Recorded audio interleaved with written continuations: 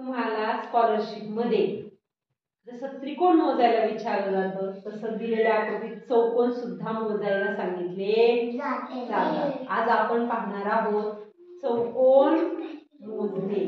ठीक आहे. चौकोन. आता चौकोन म्हणजे काय? चौकोन म्हणजे अशी आकृती जिला 4 बाजू आहेत. किती बाजू आहेत?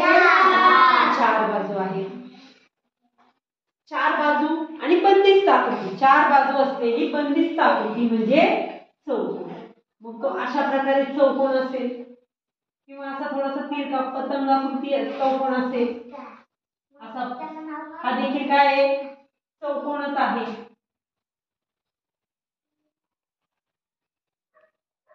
हा देखील काय आहे? चौकोनच आहे. म्हणजे 4 बाजू असलेली बंदिस्त आकृती ही चौकोनामध्ये मोडते. आता हा चौकोन मोजायचा कसा? या ठिकाणी मी एक आकृती देते. आपला पहिला प्रश्न आहे. या ठिकाणी तुम्हाला पहा, या ठिकाणी चौकोन दिसतात एका आकृतीमध्ये. बरोबर? किती चौकोन दिसतात रे? 4. 1 2 3 आणि 4. हे आपण वर मोजले. पण खरंच आहेत का ते 4? नाही, तर ते जास्त आहेत. ते कसे मोजायचे? जसं आपण त्रिकोणाच्या भागांना नंबर देत होतो तसंच चौकोनाच्या इथे भाग पडलेल्या भागांना नंबर द्यायचे. 1 2 3 and 4. आता काय करायची यांची बेरीज. 1 + 2 + 3 + 4.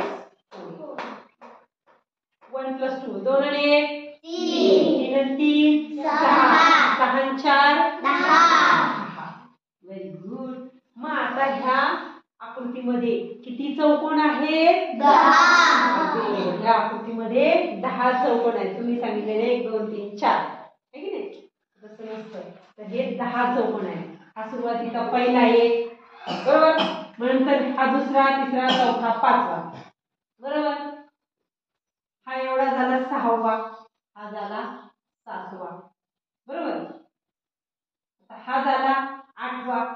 हा झाला 9वा आणि हा मधला झाला 10वा.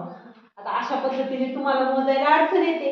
पण जर अशी ट्रिक वापरली तर आपण उदाहरण सोडवू शकतो की नाही? जमेल ना? देऊ एक उदाहरण सोडवायला तुम्हाला? आहे की नाही सोपं?